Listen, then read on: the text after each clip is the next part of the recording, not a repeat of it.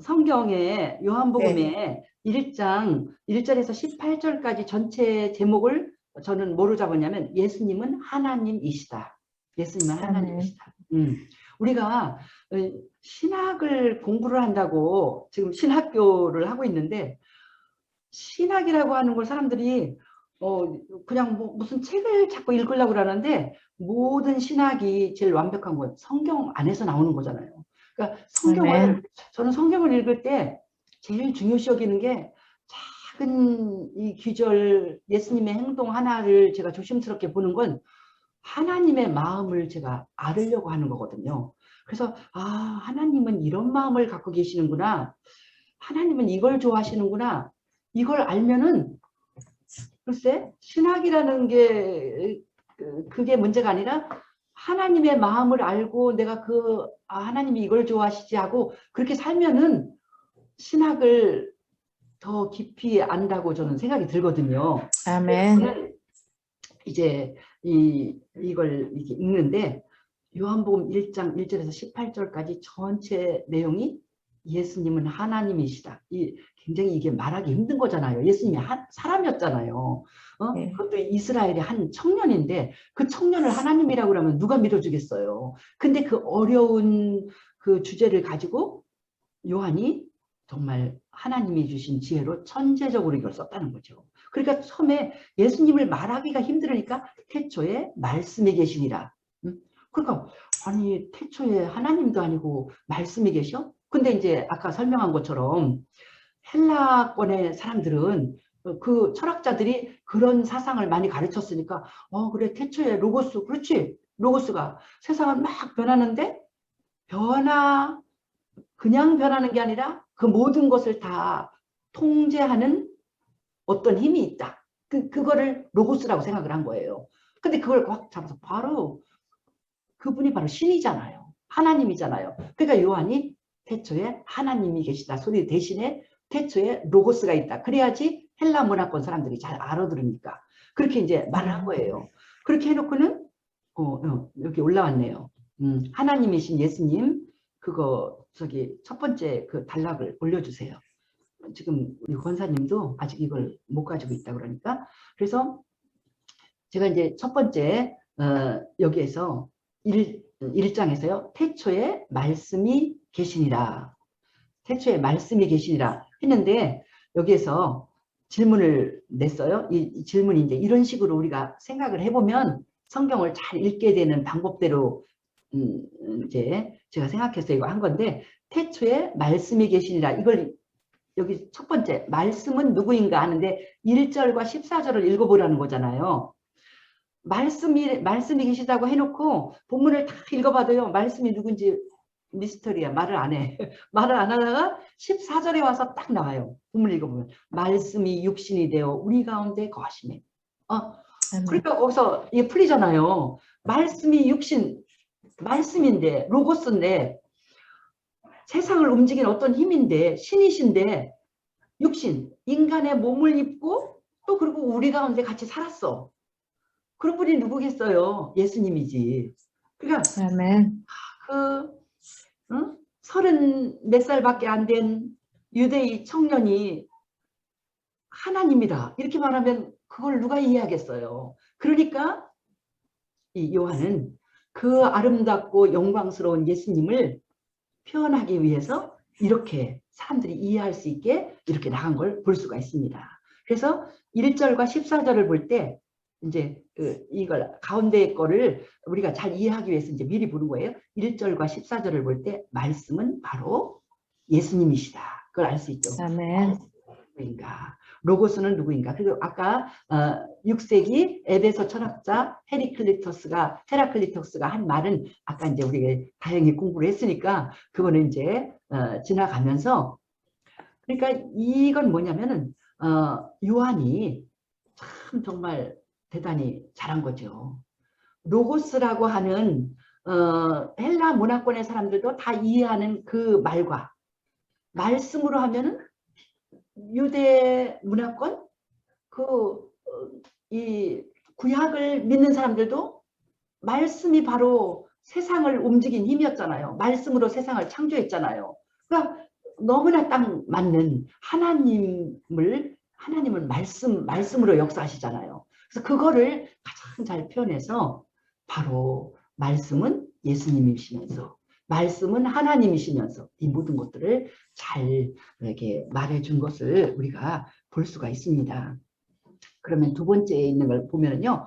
예수님은 언제부터 누구와 함께 계셨나? 우리가 1번 문제에서 말씀이 예수님인 것을 우리가 알았습니다. 그래서 이제 그걸 알아야지 그 다음 거를 우리가 선명하게 이제 깨닫고 말씀을 이제 알 수 있기 때문에 보는데, 말씀은 언제부터 누구와 함께 계셨습니까?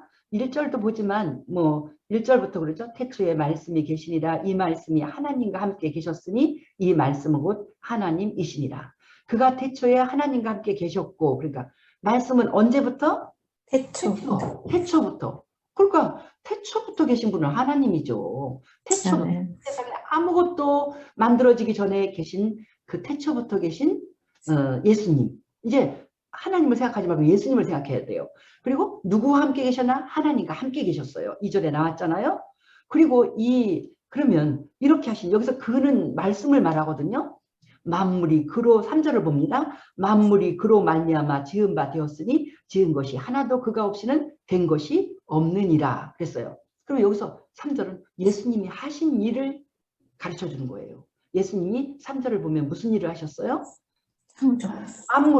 천지 만물을 다 창조주라는 거잖아요. 천지 만물을 다 지으셨다는 거예요. 지은 것 어떤 하나도 그가 없이는 된 것이 없다는 거예요. 세상에 존재하는 모든 것은 다 그냥 무생물인 것 같이 보이는 무슨 산이나 바다나 뭐 천체나 그 모든 것에서부터 그 안에 있는 만물의 영장이라고 하는 사람까지도 다 하나님이 지으셨다. 그래서 저는 3절을 배울 적에요. 정말 이 예수님이 하신 일을 배울 때 제가 왜 우리 CCC 전도할 때 보면 나오잖아요. 마음속에 이 보좌에 누가 앉아 있는가? 안 믿는 사람은 거기 내가 앉아 있잖아요. 내가 앉아갖고 난 내 맘대로 내 생각대로 살 거야. 그러는데 예수님을 믿는 사람은 마음의 보좌에다가 예수님을 앉혀드리고 나는 예수님 말씀하신 대로 순종하겠습니다. 이렇게 나갈 때 우리가 믿음의 삶을 사는 건데, 이런 그 3절을 읽을 적에 제가 그렇게 마음의 보좌에서, 교만한 보좌에서 내가 내려와서 예수님 앞에 무릎을 꿇었어요. 왜냐하면 그 예수님은 어떤 분이시냐면 나하고 맞먹을 분이 아니야. 세상에 예수 안 믿는 모든 사람들은요, 뭘 하나님을 믿어, 내 생각이 더 옳지, 굉장히 하나님하고 정말 맞짱 뜨는 것처럼 이러잖아요. 근데 3절을 잘 읽을 때, 2절 3절 이 말씀을 읽을 때, 아, 예수님은 나의 창조주시구나. 유대 청년도 아니고 태초부터 계셨던 하나님. 우리가 창세기를 읽으면요, 창세기 공부도 이렇게 자세히 해보면 그 성부, 성자, 성령이 함께 계시는 것을 1장에도 많이 나와요. 우리가 우리의 형상대로 사람을 만들고, 그렇게, 그러니까 우리라는 복수가 나오거든요. 하나님은 한 분인데 왜 우리가 복수일까요? 그래서 보통 그것을 삼위일체, 또 하나님의 신은 창세기 1장 2절에 수면에 운행하시니라. 그러니까 태초부터 성부, 성자, 성령은 계신 거예요. 아멘. 계시다가 이제 이렇게 예수님이 우리 가운데, 예수님은 특별한 인물을 띠고 오신 거죠. 인간의 몸을 입고, 그 몸을 입고 오셔야만 십자가에 죽음을 당할 수가 있잖아요. 영이신 신은 죽을 수가 없죠. 그러니까 예수님은 오신 이유가 죽으러 왔다고 그랬어요. 그러니까 그렇게 오시니까, 그렇게 오셨지만 인간 앞에 와서 이 아무것도 아닌 인간에게 침뱉음을 당하고 고난당하시고 그 모진 고난을 다 당하시고 조롱당하셨지만, 그분은 그런 대우를 당할 분이 아니라 나를 만든 나의 창조주라는 거예요. 아멘. 나의 창조주 앞에 어떻게 감히.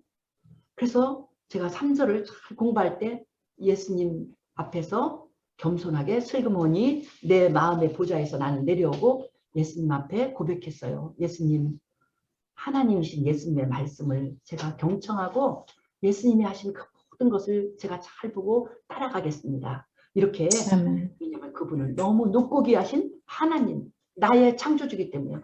나는 나의 창조주고 나는 그분의 피조물이에요.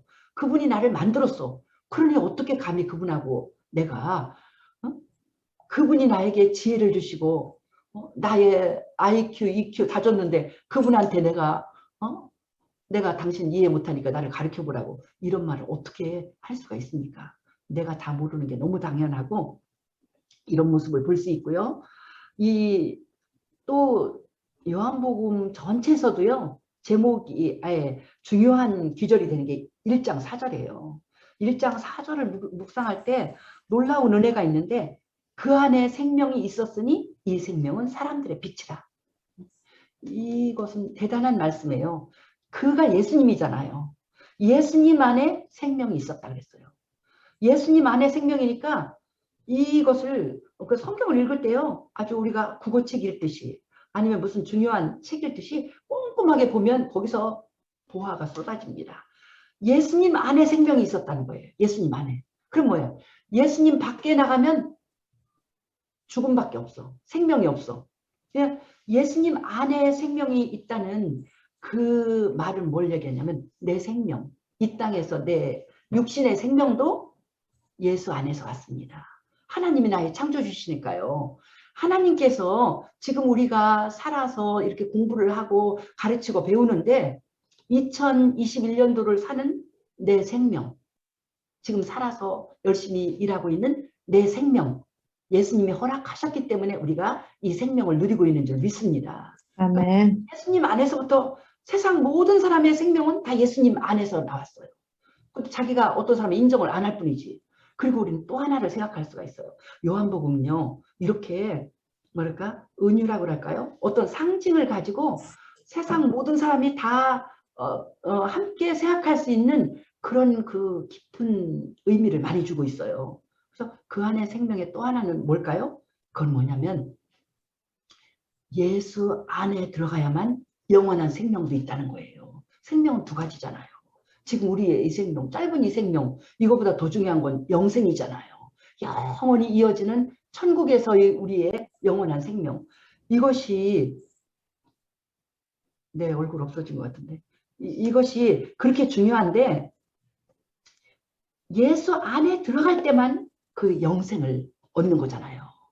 누구든지 하나님이 세상을 이처럼 사랑해서 예수님 독생자를 주셨는데 누구든지 저를 믿는 자마다 멸망치 않고 영생을 얻는 거기 때문에 예수 안에 들어온 사람, 예수를 믿는 사람에게는 생명이 있어요. 영원한 생명이 있는데 예수를 안 믿고 고집 부리면서 예수 안에 안 들어가려고 신나게 밖으로 돌아다니는 사람한테는 영생이 없습니다.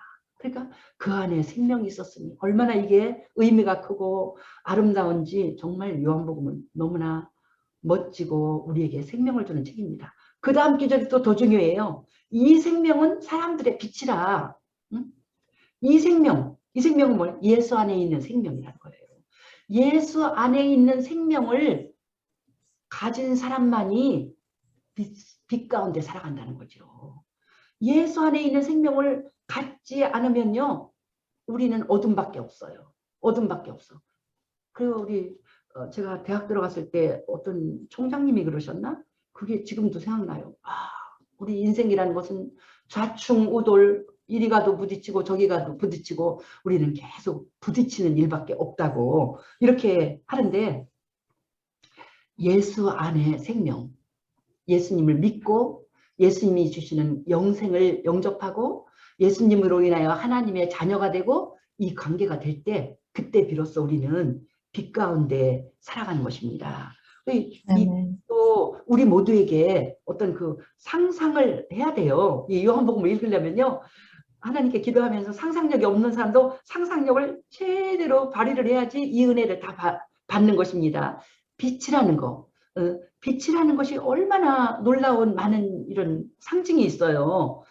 그러니까 이 생명은 사람들의 빛이다. 그럼 그 생명을 가진 사람에게만 소망이 있다. 어떤 절망적인 상황에서도 소망을 갖는다. 빛이 있어야 우리가 길을 찾잖아요. 인생의 갈 길을 찾아요. 빛이 있으면 밝고 기쁘잖아요. 기쁨이 있어요. 빛이 있으면 소독해 주잖아요. 내 모든 죄악이 다 소독돼서 우리가 밖에다 빛에다 널잖아요. 빛이 있어야 성장하잖아요. 우리 인생의 모든 아름다운 것이 예수 안에 생명을 우리가 얻을 때 있는 것입니다. 이것을 묵상해 볼수록 이제 더 많은 거, 우리가 시간이 있어서 서로 대화를 하면은 다 사람마다 처음 성경 공부하는 사람도요, 오래 믿은 사람이 생각하지 못한 너무나 신선한 그런 생각들을 해서 정말로 기쁨을 주고 우리가 많은 은혜를 받거든요. 고요. 그래서 우리는 빛 가운데 걸어가고, 우리가 예수님을 믿고 생각을 해보세요. 내가 예수를 안 믿다가 예수님을 영접하고 믿기로 결심한 그 순간 우리가 어떻게 했어요? 말할 수 없는 평화가 밀려오잖아요. 우리가 빛을 찾은 거예요. 캄캄한 살 길이 없는 인생에서 빛을 찾은 거예요. 그래갖고는 내 평안이 밀려오고 어떻게 살아야 될지 몰랐는데 진리를 깨닫게 되고, 이게 다 빛인 것입니다. 얼마나 아름다워요. 절대로 누구든지 예수 안에 들어와야 됩니다. 예수 밖에 나가면 죽을 일밖에 없어요. 응? 거기는 어둠밖에 없어. 절대로 거기는 우울증 걸릴 일밖에 없어. 절대로 나가면 안 되는 이 놀라운 진리를 요한이 가르쳐주고 있습니다. 이제 우리가 5절서부터는요. 5절서부터 11절까지 두 번째 주제 보세요. 거기는요. 참빛 되시는 예수님, 예수님은 참빛이라는 이 주제를 우리가 생각해 볼 수가 있습니다. 빛과 어둠의 관계를 보면요. 빛이 어둠에 비치는데 어둠이 깨닫지 못해. 빛은 예수님이고 진리잖아요. 근데 어둠은 항상 미련해요. 못 깨달아. 그리고 여기 성경에 나온 주석을 봐도요. 깨닫지 못한다는 이 말이 또 이기지 못하더라. 이런 뜻으로도 쓰여요. 그러니까 이기지도 못해. 결국 어둠은 빛을 이기지도 못해. 그러면서도 깨닫지도 못하고 미련을 떨고, 그게 빛과 어둠의 관계입니다. 그래서 우리가 어둠과 마귀의 유혹 가운데 있으면요. 하나님의 말씀이 그렇게 안 깨달아져요. 그럼 망하면서도 못 깨달아. 우리가 그 관계를 알을 적에 얼마 빛 가운데 나와서 승리하는 삶을 살아야 된다는 걸 볼 수 있고요. 6절에서 8절까지는 세례 요한에 대한 말씀이에요. 요한복음을 기록한 목적이 세례 요한이 그리스도가 아니라는 것을 확실히 하기 위해서도 이렇게 기록된 것으로 보는데요. 여기 보면은 하나님께로서 보내심을 받은 사람 요한이 있어요. 여기서 이 요한은 사도 요한이 아니라 세례 요한이죠. 그가 증언하러 왔으니 곧 빛에 대하여 증언하고 모든 사람이 자기로 말미암아 믿게 하려 함이라. 그는 이 빛이 아니요 이 빛에 대하여 증언하러 온 자라. 이 빛에 대하여 증언하러 온 자라. 이렇게 했잖아요. 그러니까 이것을 요한은 이제 우리가 빨리 지나가면 어떻게 됐든지 빛의 증언자는 빛의 증언자일 뿐이지 참빛은 아니라는 거예요. 그러니까 아무리 위대한, 세례 요한은 전도자잖아요. 아무리 위대한 전도자라도 참빛은 아니다. 아무리 훌륭한 목사님이라도 주의 종이라도 많은 기적을 행하는 그분은 참빛은 아니다. 참빛은 아니다. 그래서 이제 우리가 요한복음 읽다 보면 세례 요한이 자기를 소리라고 이렇게 표현하는 참 훌륭한 그런 자기에 대해서 말하는 걸 우리가 듣거든요. 그러면 참빛은 누군가? 참빛, 세상 모든 사람에게 참된 소망을 주는 참빛은 예수님밖에 없다는 거예요. 그래서 이 참빛에 대한 것을 9절에서 참빛, 곧 세상에 와서 각 사람에게 비추는 빛이 있었다. 그래서 참빛. 그래서 우리는 여기서 참빛에 대해서 주목하는 거예요. 왜 예수님을 참빛이라고 했을까? 이건 뭐예요? 그래서 이 빛에 대한 것이 좋아서요. 우리는요, 서울에서 교회를 개척할 때, 그때는 88년도였어요. 그때 서울에 있는 교회 이름이 참빛교회예요. 그리고 이제 또 지나서 대전으로 이사와서 교회를 개척할 때 빛이 너무 좋아서, 이번에는 하늘빛이라고 그렇게 했거든요. 너무 하나님이 빛이기 때문에 그 빛이 우리에게 그렇게 큰 은혜를 끼치고 있죠. 그래서 참빛이라고 하는 걸 우리가 이걸 묵상을 해도 너무 많은 은혜가 있어. 그건 뭐냐면 세상에는 수많은 거짓된 빛이 있다는 거예요. 가짜 빛. 신기루와 같은 가짜 빛을 따라다니다가 사람들이 다 그 노래 부르잖아요. 아, 사랑에 속고 돈에 울고 다 권불 10년이다. 이런 말이 다 속는다는 거죠. 그것들이 빛으로 가짜 행세를 하는 거죠.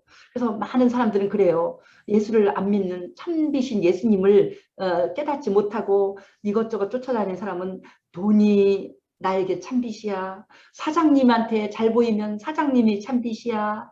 애인이 참빛이야. 권력이 참빛이야. 때로는 인간의 사상이 이게 내 길이다. 이렇게 참빛이야. 때로는 쾌락이 참빛이야. 다 가짜 빛인 것입니다.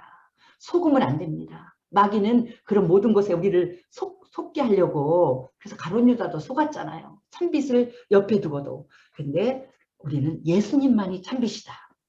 예수님만이 참빛이고 목사님도 참빛 아니에요. 참빛을 증언해 주는 거지. 그러니까 목사님이 조금 실망스러운 일을 해도요. 훌륭한 양무리들은 그것도 이해해야 돼요. 왜냐면 목사님도 참빛이 아니니까 조금 실망스럽게 할 수도 있어. 참빛이 아니니까. 그래서 우리가 참빛 대신 예수님만 바라보고 그 예수님을 전부 다 사랑하고 예수님을 따라가는 것이 얼마나 소중한가. 그래서 세상 사람들은요, 이 참빛을 몰라보고 10절에서 11절까지 보니까 예수님을 알지도 못하고 영접하지도 않았다고 그랬죠. 왜 그렇게 했어요? 그 참빛은 못 보고 거짓된 빛을 쫓아서 예수님을 영접하지도 않는 건 그 제사장들이나 그런 사람 자기네 권력, 자기네 돈 버는 거 이런 데 눈이 어두워서 그래서 영접하지 않고 예수님을 십자가에 못 박으라고 그렇게 소리치는 미련한 사람들처럼 지금도 마찬가지입니다. 예수님을 알지도 못하고 영접하지 않는 많은 사람들의 마음속에는 이 어둠 속에 있기 때문에 그들이 이제 다른 거짓된 빛에 현혹되어서 예수는 보이지도 않는 예수가 뭐가 중요해? 나는 돈 따라 살 거야. 나는 사랑 따라 살 거야. 이렇게 하다가 그들이 예수님을 다 놓치고 참빛을 놓치고 인생을 그렇게 헛되게 살아가는 거죠. 그러나 참빛 대신 예수님을 영접하는 자가 있습니다. 이런 사람들은 정말 놀라운 은혜를 받는데 이 많은 사람들이 영접을 안 하는데 영접하는 자, 이 특별한 사람들이 영접을 했는데 이 사람들은 하나님의 자녀가 되는 권세를 받는다고 그랬어요. 우리는 그래서 여기서 뭐냐면 하나님의 자녀가 되는 길을 12절에서 배웁니다. 하나님의 자녀가 되면 권세가 있다는 거예요. 세상에 대통령의 자식도 아니고 뭐 국회의원 무슨 장관 자식만 돼도 지금 막 갑질하는 걸 우리가 많이 보잖아요. 근데 그런 것에 비교할 수 없는 그 사람들은 그 자리 쫓겨나면 아무것도 아닙니다. 그런 것과 비교할 수 없는 우리 하나님, 우리 하나님의 자녀가 될 때 하나님, 그 크신 하나님, 온 세계를 주관하시고 세계를 창조하시고 통치하시는 그 놀라운 권능의 하나님, 온 세계를 다 갖고 계신 그 하나님의 자녀가 될 때 우리는 하나님이 가지고 있는 것만큼 그것이 다 우리 것이 되는 한없이 부요하고 한없는 권능이 있는 권세를 가진 자녀가 된다는 거죠. 그럼 그렇게 대단한 권세를 가진 하나님의 자녀는 어떻게 되는가? 영접하는 자, 그 이름을 믿는 자. 믿는 자가 이 권세를 갖는다는 거예요. 그래서 마가복음 끝에 그러잖아요. 믿는 자에게 이런 표적이 따르리니. 예수를 단지 믿었을 뿐인데 예수를 믿었을 뿐인데 정말 방언을 말하면서 병들었을 때 예수의 이름으로 온전히 믿는 믿음으로 기도했더니 병든 자가 병이 낫고 이런 많은 놀라운 권세 있는 일이 일어나는 것이 예수를 믿는다는 거. 그 믿는다는 거 별거 아닌 일 같고 간단한 일 같지만 그것은 우리한테 전과 후가 완전히 다른 정말 놀라운 일이죠. 제가 예수를 믿었더니 얼마나 정말 거침없이 그렇게 살게 됐습니다. 어떤 때는 내가 아플 때도 하나님이 나를 고쳐주실 거야 기도하고 그랬더니 그 믿음이 있으니까 우리 집의 어른들은요 다 아프다가 엄청난 치유를 다 받았어요. 우리 아버지가 폐혈증에 걸려서 친정아버지가 돌아가시게 생겼는데 그때도 그 병상에서 기도했더니 우리 아버지가 도로 살아나셔갖고 또 건강하게 사시고 우리 시어머님도 머릿속에 혈관이 엄청 2cm나 부풀는 그 꽈리 모양으로 부풀는 그런 병에 걸렸는데 80살에 그랬거든요. 수술도 받지 않고 많은 목사님들이 기도해주고 했는데 그냥 병원에서 이상하다고 수술한다고 하는 날에 그 자리를 전부 다 하얀 석회질이 싸고 있다는 거예요. 그래서 병원에서 그냥 나와갖고 우리 시어머니도 10년을 더 살고 90살에 돌아가셨거든요. 그러니까 그런 일들이 다 그런 걸 체험하니까 야, 으쓱해지잖아요. 예수 믿는 이 권세, 아무도 감당하지 못할 일을 하고 얼마나 놀래요. 그리고 진리를 안다는 것, 내가 어떻게 행동하는 것이 정말 놀라운 은혜의 길인 것을 알고 나가는 그 모든 것이 너무나 큰 은혜이기 때문에 우리는 특권을 받는 것입니다. 근데 이 특권을 받는 것은요, 혈통으로 안 돼요. 그 집안이 대대로 예수 믿는 집안이라고 되는 것도 아니고, 이 육신의 뜻을 갖고 되는 것도 아니고, 사람의 무슨 계획으로 되는 것도 아니고, 오직 하나님께로부터 난 자들이니라. 그래서 예수를 믿을 때 물론 나도 하나님 앞에 하나님의 사랑을 사모하면서 나가지만 우리 하나님께서 이제 이렇게 손잡아 주시면서 하나님이 나를 사랑하시면서 하나님 은혜 가운데 이제 우리 하나님이 만나 주시는 거, 이제 그 예수를 믿는 비밀이 요한복음 배울 적에 거듭나는 길에도 많이 나오고 있습니다. 어찌됐든지 하나님의 은혜, 나도 하나님께 나가지만 하나님도 내 손을 같이 잡아 주셔. 하나님은 사랑이 많기 때문에 내가 전심으로 하나님을 찾을 때 만나 주시는 하나님이거든요. 그래서 결국은 하나님께로서 난자입니다. 우리가 별거 아닌 것 같아도 예수 믿는 나는 하나님이 나를 태어나도록 하나님이 나를 내가 하나님을 영접했지만 하나님도 나를 끌어안아 주시고 하나님이 나에게 태어날 수 있도록 나를 만져주셔서 내가 이렇게 하나님의 자녀가 된 줄 믿습니다. 아멘. 놀라운 이제 우리는요, 세 번째 그 중요한 주제인데요. 14절부터 18절까지를 보겠습니다. 14절부터 18절까지 그 내용은 뭐냐면 하나님께서 사람이 되셨다. 대단한 거잖아요. 예수님은 하나님이시다가 전체 주제인데 여기에서 드디어 하나님이 사람이 되셨다. 하나님은 어떻게 사람이 돼요? 하나님이 사람이 된 것을 말하기가 너무 힘들으니까 요한이 헬라 문화권의 철학자들이 이미 그렇게 세상을 움직이는 보이지 않는 힘이 있다. 세상을 질서정연하게 움직이는, 그 우리나라도 다 있잖아요. 권선징악의 그 일을 신이 하고 계시다. 그래서 하늘이 무섭지도 않느냐 뭐 이런 말도 하고 그러는 것처럼 그 사람들의 하나님이 주신 그 이성이 하나님을 알만하게 깨닫게 한 거예요. 그래서 이제 바로 그 로고스가 그 하나님이 육신을 입고 오셨다. 심지어 플라톤은 그렇게 말했다잖아요. 이 로고스가 언젠가는 이 땅에 올 것이다. 그렇게까지 말을 했다는데 바로 우리 때가 참에 하나님께서 하나님의 아들 예수 그리스도를 이 땅에 보내셔서 온 세상을 은혜로 구원하시려고 보내신 거잖아요. 그래서 육신을 입고 오셨습니다. 그러면 육신을 입고 오신 그 예수님을 보면은요, 14절은요 거의 시와 같아요. 14절 보면 말씀이 육신이 되어 우리 가운데 거하시네 그랬어요. 말씀이 육신이 되어, 말씀은 영이신데 온 세상을 움직이시는 하나님이신 그분이 인간의 육신을 입었어. 인간의 육신을 입고 우리 가운데 오셨어요. 우리 가운데 오셨어. 우리 가운데 오셨다는 건 이거 뭐냐면 우리 속에 사도 요한도 들어가잖아요. 사도 요한이 체험을 했다는 거예요. 사도 요한이 체험을 했어요. 그래서 우리 가운데 거하시네. 우리가 그의 영광을 보니 아버지의 독생자의 영광이요. 한 기절 한 기절 다 중요합니다. 그 말씀이 하나님이 육신을 입고 우리 가운데 살았어요. 우리와 함께 살았어요. 함께 살았는데 그 예수님을 사도 요한이 회상을 해봐. 예수님하고 같이 살 때는 몰랐어요.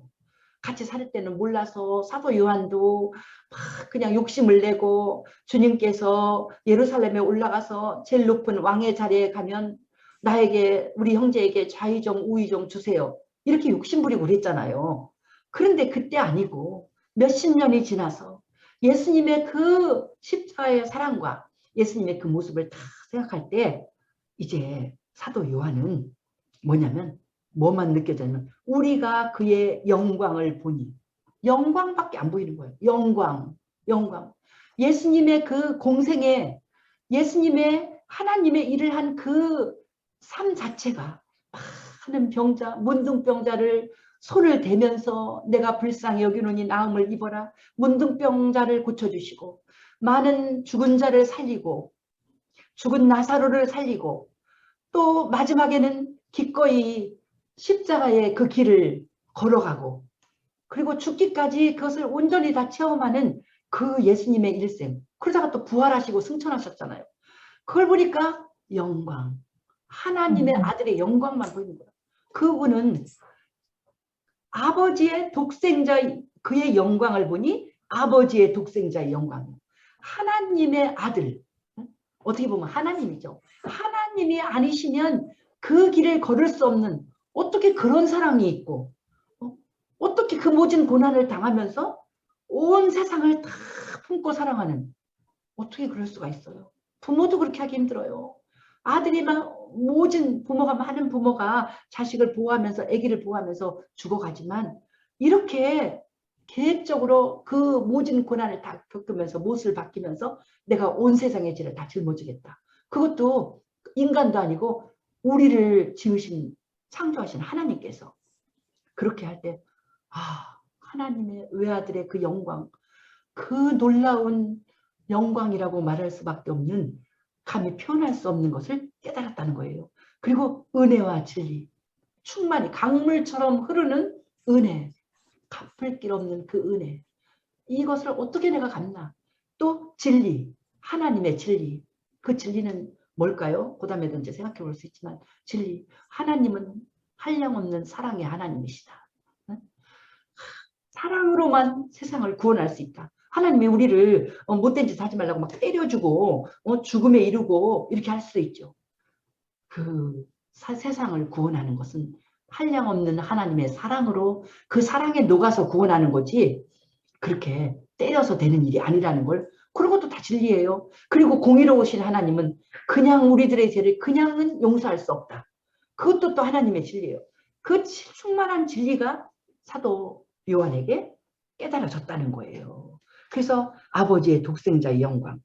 그래서 여기 은혜와 진리가 충만도 이렇게 했는데 정말 예수님의 은혜는 갚을 수 없는 선물이잖아요. 그래서 이 마태복음인가 그 용서에 대해서 가르칠 때도 예수님이 그랬잖아요. 야, 한없이 용서해라.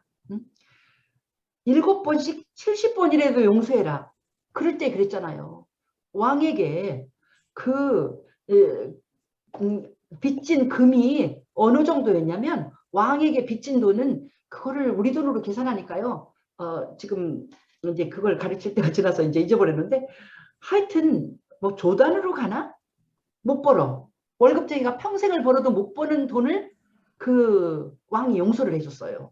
근데 요 용서받은 왕에게 많은 빚을 용서받은 사람은 조금 죄진 사람을 갖다가 막 그냥 감옥에 집어넣으려고 그렇게 하고 때리고 야단났잖아요. 그러니까 그때 예수님께서 그 비유로 말씀하신 거잖아요. 어떻게 그렇게 용서받았으면서 용서하는 것이 마땅하지 않은가. 그래서 용서를 가르쳐 주시는 하나님의 진리죠. 하나님의 은혜는 나를 위해서 십자가에 돌아가신 예수님의 은혜는 갚을 수 없는 은혜이기 때문에 우리가 은혜를 받아서 예수 믿는 사람들은 항상 나한테 잘못하는 사람한테도 우리는 기가 죽어요. 나한테 잘못했으니까 내가 복수해야지. 이게 아니라 나는 하나님한테 얼마나 잘못했는데 나는 하나님 앞에 얼마나 죄인인데 하나님이 나 그냥 공짜로 다 용서해 줬는데 내가 그렇게 하면 되나? 그래서 우리는 어쩔 수 없이 마음이 너그러워지고 우리가 은혜를 베풀 수 있는 사람이 되는 것이 마땅한 줄 믿습니다. 한없는 진리가 예수님에게서 나옵니다. 우리 예수님의 사랑, 세례 요한보다 먼저 예수님은 계신 분, 그것은 바로 신이시니까 태초부터 계셨죠. 또 은혜 위에 은혜, 16절에 그것도 이제 이거예요. 한량없는 그 은혜를 말하는 것이고요. 또 우리 고담에 있는 17절의 말씀 속에 율법은 모세로부터 은혜와 진리는 예수 그리스도부터. 그러니까 모세가 십계명의 그 말씀을 받았잖아요. 그러니까 모세로부터 율법은 왔지만 은혜와 진리는 예수님으로부터. 이 모세는 은혜와 진리를 우리한테 가르쳐 줄 수가 없어요. 그냥 하나님이 하나님을 사랑해라. 이웃을 사랑해라. 부모를 공경하라. 공경하지 않는 자식은 그냥 죽는다. 이렇게 무섭게 그런 율법밖에 없지만 예수님으로부터는 은혜를 우리의 그 피보다도 주홍빛보다 더 붉은 우리의 죄를 예수님의 은혜로 십자가의 보혈로 덮어주시는 은혜. 그러니까 예수 믿는 사람은요, 우리의 DNA는 은혜와 진리입니다. 그 예수님의 은혜가 우리와 이렇게 왔기 때문에 우리가 막 누구를 용서 못하고 그렇게 하는 그 자체가 정말로 은혜를 받은, 사랑을 많이 받은 사람은 사랑하잖아요. 하나님의 그 큰 은혜와 사랑을 받았기 때문에 우리가 예수님의 제자고 예수를 믿는 사람들은 은혜와 진리가 충만한 그런 사람이 되는 것이 마땅하죠. 그래서 예수님께서는 세 계명을 준다. 서로 사랑하라. 이 말씀으로 가르친 걸 볼 수 있습니다. 그래서 결론적으로 18절에서는 그랬죠. 본래 하나님을 본 사람 없지만 아버지 품속에 있는 독생하신 하나님이 나타내셨느니라 그랬어요. 하나님을 본 사람이 없다. 그러니까 이게 뭐야? 본 사람이 없는데 예수님을 봤으면 하나님 봤다는 거예요. 그래서 요한복음에서 예수님이 그러잖아요. 나를 본 자는 아버지를 보았거늘. 그러니까 우리가 복음서를 읽을 때 정신을 바짝 차리고 봐야 됩니다. 예수님이 하신 말씀은 하나님의 말씀이고 예수님이 하신 행동은 하나님이 하신 행동인 것입니다. 그래서 우리가 예수님을 본 사람은 바로 하나님을 본 사람. 우리가 요한복음 1장 1절에서 18절까지를 통해서 우리는 예수님은 하나님이시다. 그 놀라운 하나님이 사람이 되셔서 우리 가운데 이렇게 가르치시고 우리의 발도 씻겨주시고 우리를 위해서 십자가에 죽으시기도 하시고 이런 놀라운 큰 사랑을 우리에게 가르쳐 주셨다. 이걸 전체의 이게 서론이기 때문에 다 아우르고 있어요. 우리는 이제 구체적으로 이제 하나하나 본문에 들어가서 우리 예수님이 얼마나 많은 은혜를 끼치는지 그것을 보면서 은혜를 더 받고 예수님을 닮아가는 우리가 되기를 축복합니다. 기도드립니다. 아멘. 할렐루야. 우리 주께 영광을 돌립니다. 귀한 말씀을 통하여서 예수님은 나의 창조주시오. 나는 그의 피조물. 나는 예수님의 무릎 아래 이제 예수님의 발 아래 무릎을 꿇고 주님 가르쳐 주옵소서. 어떻게 살아야 될지 주님의 그 은혜와 주님의 진리와 주님의 사랑 잘 배워서 하나님의 그 놀라운 영광스러운 그 모습을 잘 보고 배워서 우리가 그 제자의 길을 예수의 분량까지 따라가는 제자 되기 원하오니 한 장 한 장 배워갈 때 주님 깨닫게 해주시고 예수를 따라가는 귀한 주의 자녀들로 우리를 키워 주시옵소서. 아멘. 감사드리며 예수님 이름으로 기도하옵나이다. 아멘.